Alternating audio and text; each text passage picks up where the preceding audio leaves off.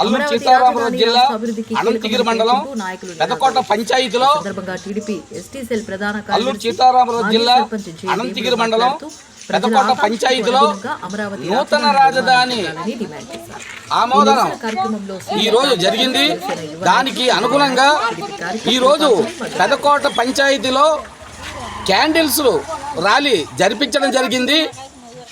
గతంలో వైసీపీ ప్రభుత్వం హయాంలో 5 సంవత్సరాలు రాజధానిని చంపేసి దాన్ని శ్మశానం అంటూ దాన్ని అనేక రకాలుగా దూషిస్తూ రాజధాని లేని రాష్ట్రాన్ని పరిపాలన గతంలో వైసీపీ ప్రభుత్వం నడిపించింది.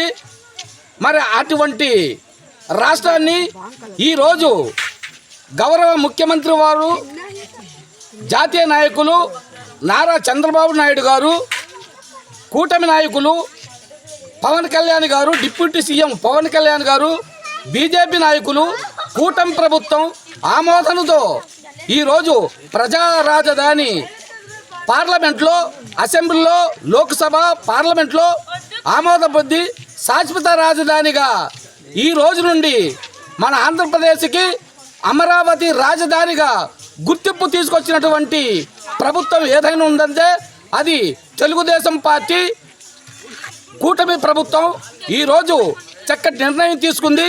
ఇంకా రాబోయే ప్రభుత్వం ఏ పార్టీ అధికారంలోకి వచ్చినా ఇంకా ప్రభుత్వాలు ఈ రాజధానులు మార్చే ప్రసక్తే లేదు. గతంలోని జగన్మోహన్ రెడ్డి లాగా 3 రాజధానులు 4 రాజధానులని చెప్పి ప్రజల్ని మభ్యపెట్టే పరిస్థితిగా ఉండదు. ఒకే రాజధాని మన ఆంధ్రప్రదేశ్కి అమరావతి రాజధానిగా నిలుస్తుంది.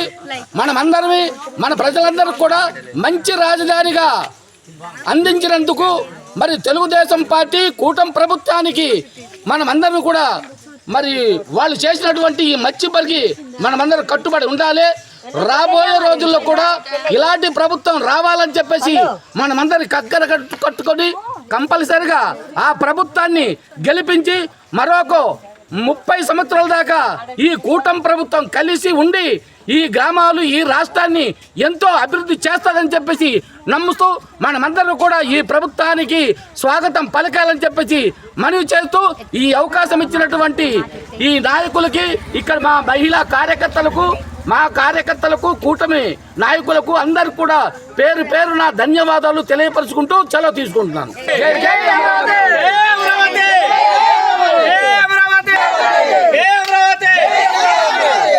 జై అమరావతి.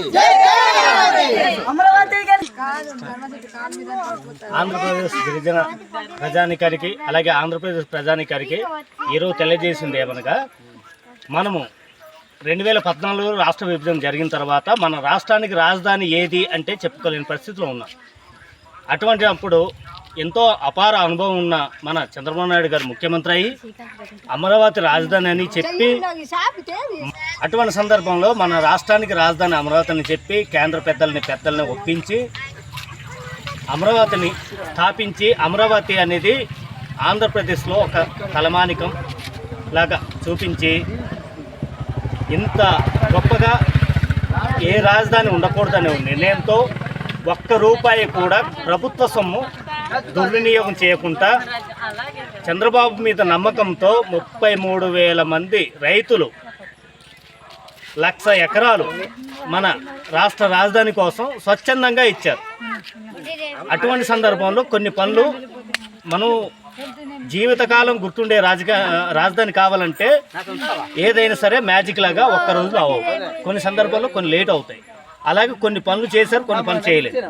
ఈ సందర్భంలో మన ప్రతిపక్ష నాయకుడు అయినటువంటి అప్పటి ప్రతిపక్ష నాయకుడు జగన్మోహన్ రెడ్డి గారు నేను అమరావతికి వ్యతిరేకం కాదని అసెంబ్లీలో అమరావతికి మద్దతు ఇచ్చి అమరావతి రైతుల్ని, ఆంధ్ర ప్రజల్ని మోసం చేసి అధికారంలోకి వచ్చిన తర్వాత 3 రాజధానులని విశాఖ, కర్నూలు, అమరావతి అని నాటకాలు ఆడారు. కానీ ఏ ఒక్క దగ్గర కూడా ఒక్క ఇటుక కూడా పేర్చలేదు కదా.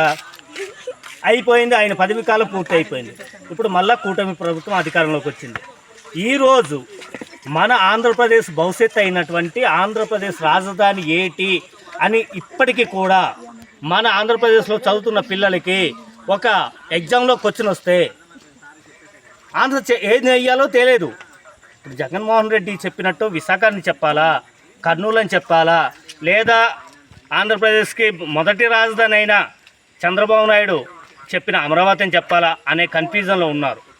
అటువంటి పరిస్థితుల్లో మళ్ళీ కూటమి అధికారంలోకి వచ్చిన తర్వాత గౌరవ ముఖ్యమంత్రి చంద్రబాబు నాయుడు, అలాగే గౌరవ ప్రధానమంత్రి మోడీ గారు, అలాగే మన డిప్యూటీ సీఎం పవన్ కళ్యాణ్ గారు, వీరు ముగ్గురు చలవతో మన ఆంధ్రప్రదేశ్కి ఒకే ఒక్క రాజధాని అమరావతి అనే ఉద్దేశంతో పార్లమెంట్లో రాజ్యసభలో ఈ బిల్లుకి ఆమోదం తెలిపారు.